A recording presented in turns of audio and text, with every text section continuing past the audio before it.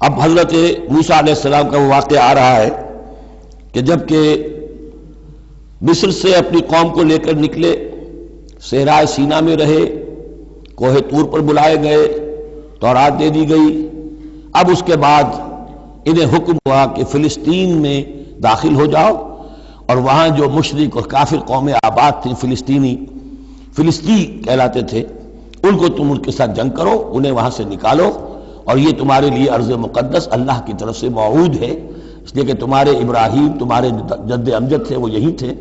یہی حضرت اسحاق تھے، یہیں سے پھر حضرت یعقوب کے زمانے میں حضرت یوسف علیہ السلام جب مصر چلے گئے تھے تو یہاں سے تمہاری منتقلی مصر ہوئی تھی، اب جو اپنا اصل گھر ہے جاؤ اسے حاصل کرو۔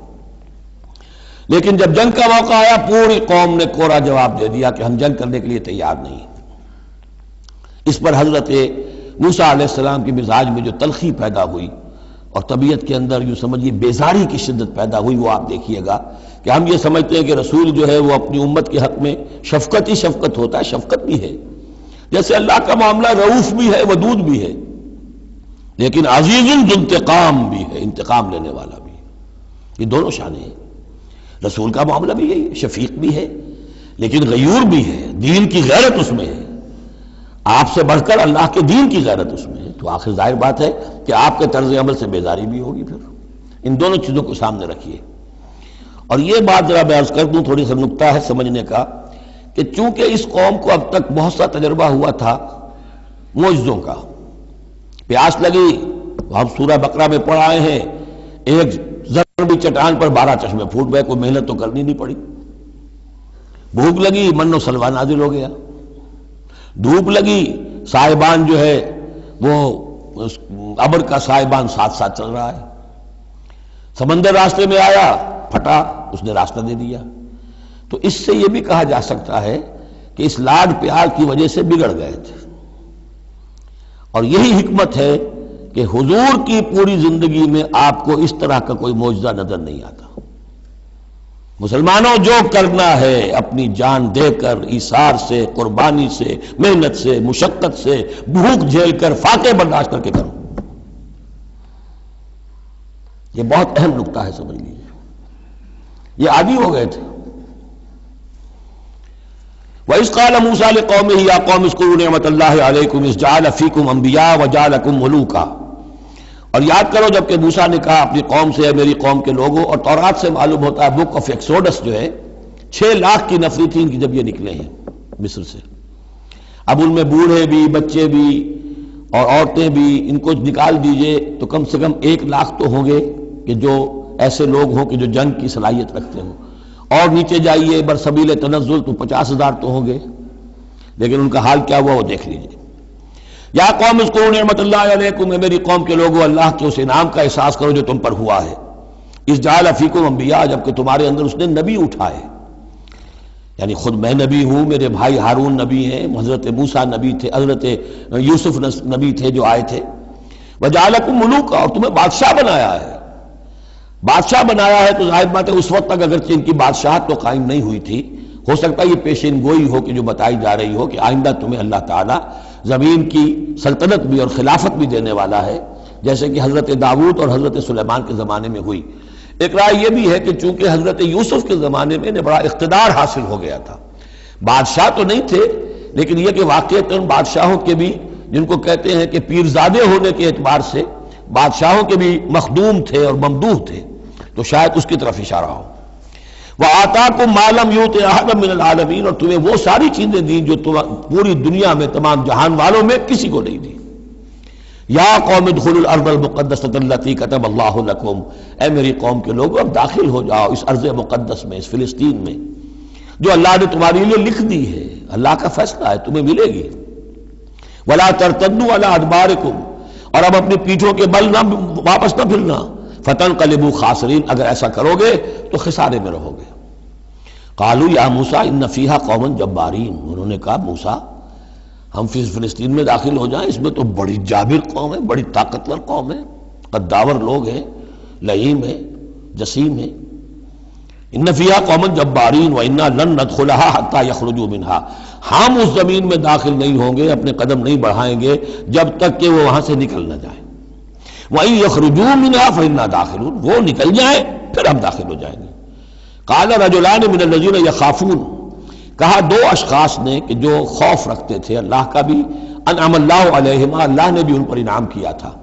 یہ دو شاگرد تھے جو قریبی صحابی یا حواری تھے حضرت موسیٰ کے۔ یوشع ابن نون تو وہ ہے کہ جو پھر ان کے بعد جانشین بھی ہوئے، اور گمان غالب یہی ہے کہ وہ نبی بھی تھے، اور دوسرے تھے کالب بن یفنہ۔ تو ان دونوں نے اپنے قوم کے لوگوں کو سمجھانا چاہا۔ قال رجلان من الذین یخافون انعم اللہ علیہما ادخلوا علیہم الباب، ہمت کرو دروازے میں ایک دفعہ گھسو تو صحیح۔ فاذا دخلتموہ فانکم غالبون، جب تم داخل ہو جاؤ گے تو غلبہ تمہیں مل جائے گا۔ وعلی اللہ فتوکلوا، اللہ پر توکل کرو، ان کنتم مؤمنین، اگر تم مومن ہو۔ قالوا یا موسیٰ انا لن ندخلها ابدا، انہوں نے کہا موسیٰ ہم تو کبھی بھی، یہ ترجمہ کبھی بھی اصل میں کیا گیا ہے اس مصحف میں بھی، لیکن یہ گرامر کے اندر عربی محاورے میں ابدا، ہرگز ہرگز، ہم ہرگز ہرگز داخل نہیں ہوں گے۔ یا موسیٰ لن ندخلها ابدا، ہم ہرگز داخل نہیں ہوں گے، ما داموا فیہا، جب تک کہ وہ اس میں موجود ہیں۔ فاذهب انت وربک، جاؤ تم اور تمہارا رب، اور یہ میری طرف سے اضافہ کر لیجئے، ساتھ اپنی لٹھیاں بھی لے جاؤ، یہ تمہارا عصا جو ہے اتنے بڑے بڑے کارنامے دکھائے ہیں، یہ بھی ساتھ لے جاؤ۔ فاذهب انت وربک فقاتلا،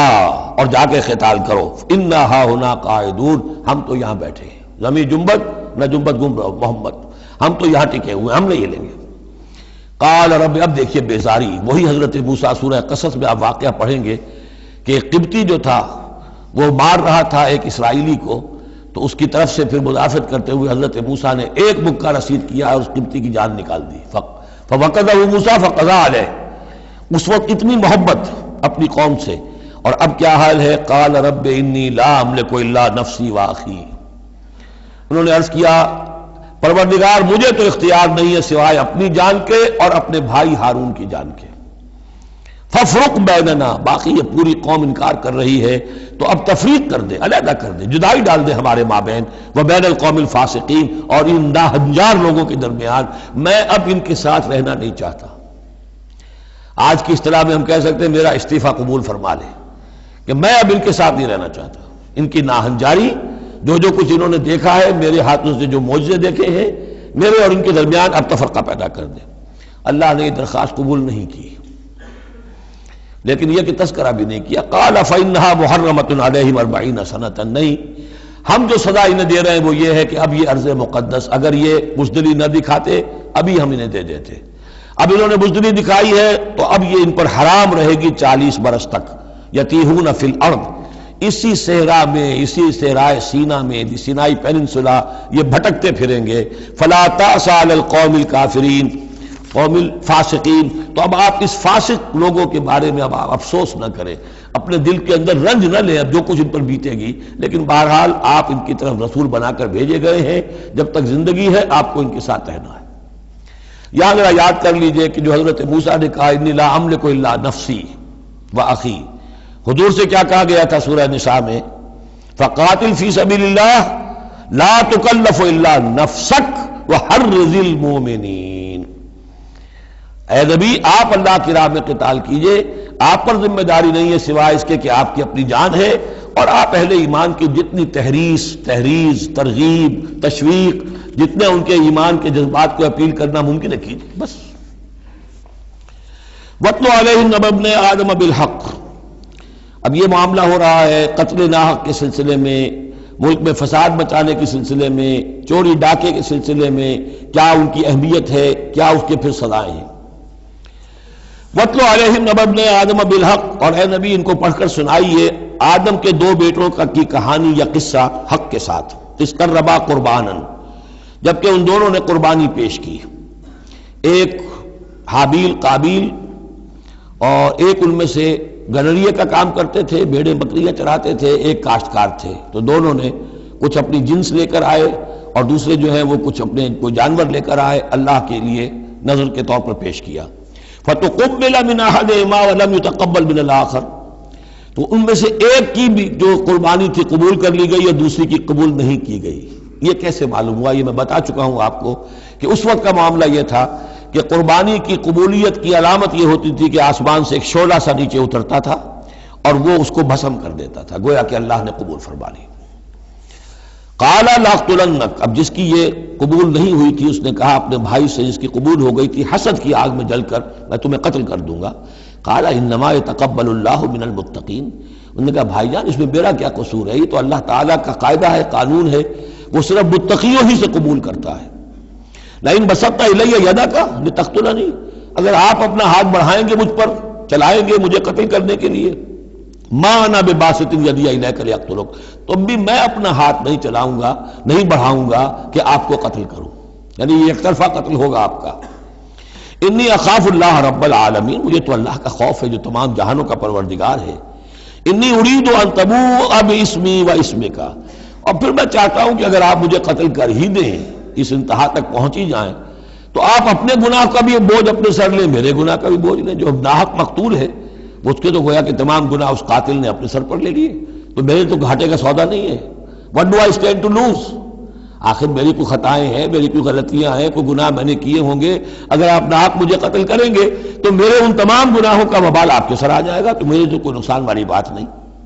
انی ارید ان تبوء باسمی و اسمک فتکون من اصحاب النار، اور یہ ہوگی سخت ترین سزا میری طرف سے آپ کو کہ پھر آپ ہو جائیں گے جہنمی، وذالک جزاء الظالمین، اور یہی بدلہ ہے ظالموں کا۔ فطوعت لہ نفسہ قتل اخیہ، اب اس کے نفس نے آمادہ کر ہی لیا اسے اپنے بھائی کے قتل پر، یعنی ان الفاظ میں بٹوین دی لائنز یوں سمجھیے کہ ہے اس کے اندر بھی وہ تو رہتا ہے نا حق اور باطل کی ایک کشاکش اور نیکی اور بدی کا غلبہ، قتل کروں یا نہ کروں، آخر بھائی کی باتیں بھی آئی ہیں، وہ دل نشین ہے، لیکن یہ کہ نفس جو ہے اس وقت اس کے اندر جو بھی شیطنت گھسی ہوئی تھی، اس نفس نے اسے آمادہ کر ہی لیا اپنے بھائی کو قتل کرنے پر، فقتلہ، تو اس نے انہیں قتل کر دیا، فاصبح من الخاسرین، ہو گیا تباہ ہو جانے والوں میں۔ فبعث اللہ غرابا یبحث فی الارض، یہ پہلا خون ہے جو نسل آدم میں ہوا ہے، تو اللہ تعالیٰ نے کوے کو بھیجا، وہ زمین کو کریج رہا تھا۔ اب اسے قابل کو یہ سمجھ میں نہیں آ رہا تھا کہ میں کیا کروں، ابھی لاش جو ہے بھائی کی اس کو کیسے ڈسپوز آف کروں، تو اللہ تعالیٰ نے ایک کوے کو بھیج دیا، وہ زمین میں جیسے آپ کو معلوم ہے چونچے مارتا ہے، اس میں سے کچھ دانے نکالتا ہے، وہ دیکھا یبحث فی الارض لیریہ، تاکہ اللہ اسے دکھا دے کیف یواری سوءۃ اخی، کہ اپنے بھائی کی لاش کو کیسے چھپائے۔ قال یا ویلتی عجزت ان اکون مثل ھذا الغراب، اس نے کہا ہائے میری شامت، میرے اندر اس کوے جیسی بھی عقل نہ تھی، نہ ہوا میں اس کوے جیسا بھی کہ مجھے یہ بات خود سوچ جاتی، فواری سوءۃ اخی، اور میں اپنے بھائی کی لاش کو چھپا دیتا، فاصبح من النادمین من اجل ذلک، اس چیز پر اس کے اندر بڑی شدید ندامت پیدا ہو گئی۔ کتبنا علی بنی اسرائیل، اجل ذلک دونوں طرف لگتا ہے، من اجل ذلک کتبنا علی بنی اسرائیل، اور ہم نے اسی بنا پر بنی اسرائیل پر یہ بات لکھ دی تھی، قتل ناحق ہم نے تورات میں لکھ دیا تھا کہ یہ اتنی بری شے ہے کسی ایک انسان کا قتل کرنا بھی۔ کتبنا علی بنی اسرائیل انہ من قتل نفسا بغیر نفس و فساد فی الارض، اگر کسی نے کسی انسان کو قتل کیا بغیر کسی قتل کے قصاص میں، بغیر نفس، ہاں کسی نے قتل کیا، قتل کے جواب میں قتل کیا جائے تو یہ قتل ناحق نہیں ہے، یہ تو پھر قصاص کا قتل ہے، اور فساد فی الارض، یا کوئی شخص زمین میں فساد مچا رہا ہے اس میں اس کو قتل کیا جائے، یعنی کوئی قصوروار ہے، مجرم ہے، اس کو سزا دینے میں قتل کیا جائے تو بات اور ہے، کسی بے قصور انسان کو اگر قتل کر دیا گیا فکأنما قتل الناس جميعا، تو یہ ایسے ہے جیسے کہ اس نے تمام انسانوں کو قتل کر دیا، پوری نوع انسانی کو۔ کیوں کہ تمدن کی جڑ کٹ گئی، احترام جان، احترام مال، یہ بنیاد ہے تمدن کی۔ ومن احیاھا، اور جس نے ایک انسان کی جان بچا لی فکأنما احیا الناس جميعا، تو گویا کہ اس نے پوری نوع انسانی کو بچا لیا۔ وَلَقَدْ جَاءَتْهُمْ رُسُلُنَا بِالْبَيِّنَاتِ، ان کے پاس ہمارے رسول آئے تھے واضح نشانیاں اور تعلیمات لے کر، ثُمَّ إِنَّ كَثِيرًا مِّنْهُمْ بَعْدَ ذَلِكَ فِي الْأَرْضِ لَمُسْرِفُونَ، لیکن اس کے بعد بھی ان میں سے بہت سے لوگ ہیں کہ جو زمین میں اسراف اور فساد اور دسترازی کرتے پھر رہے ہیں۔ انما جزاء الذین یحاربون اللہ ورسولہ، اب یہ وہ آ رہی ہے محاربے کی آیت ہے۔ اگر اسلامی ریاست ہے اور اس میں کوئی گروہ ہے جو فتنہ و فساد مچا رہا ہے، کوئی دہشت گردی کر رہا ہے، خون ریزی کر رہا ہے، قتل و غارت کر رہا ہے، راہزنی کر رہا ہے، ڈاکے ڈال رہا ہے، گینگ ریپ ہو رہے ہیں، تو ان کی سزا کیا ہے؟ انما جزاء الذین یحاربون اللہ ورسولہ، لیکن یہ اسلامی ریاست کی ہے، جس میں اسلامی قانون نافذ ہوں. اصل میں سزائیں بھی جو ہیں وہ اسی معاشرے میں جس میں کہ باقی سارا اسلام کا نظام بھی قائم ہو. ورنہ نظام یہ ہو جھوٹی گواہیاں دینے والے موجود ہوں، ایمان فروش موجود ہوں، ججوں کو خریدا جا سکتا ہو اور اس میں یہ سخت قوانین بنا دیے جائیں، تو پھر اس سے جو نتائج نکل رہے ہیں وہ بجائے یہ کہ شریعت کو کوئی نیک نامی ملے، شریعت بدنام ہوتی ہے الٹی. تو پورا نظام جیسا کہ میں نے کہا تھا کہ لا جو ہے قانون وہ سسٹم کو سبسرو کرتا ہے. سسٹم صحیح ہو اب وہ قانون صحیح جو ہے اسے سپورٹ کرے گا اور اسے برقرار رکھے گا، اس کی حفاظت کا ذمہ دار ہوگا. انما جزاء الذین یحاربون اللہ ورسولہ، یقیناً بدلہ ان لوگوں کا کہ جو محاربہ کرتے ہیں، چیلنج کرتے ہیں اللہ کو اور اس کے رسول کو، یعنی اسلامی ریاست کو. ویسعون فی الارض فسادا، اور زمین میں وہ فساد مچاتے پھرتے ہیں. ان یقتلوا، کہ انہیں قتل کیا جائے، بلکہ یقتلوا نہیں ہے یقتلوا، ان کے ٹکڑے کیے جائیں. تقتیل، یقتلوا تقتیلا. اور یسلبوا، یا انہیں سولی چاہا جائے. اور تقطع ایدیہم وارجلہم من خلاف، یا ان کے ہاتھ اور پاؤں مخالف سمتوں سے کاٹا جائے، ایک ہاتھ کاٹ دیا جائے، ایک پاؤں کاٹ دیا جائے. اور ینفوا من الارض، یا انہیں ملک بدر کر دیا جائے.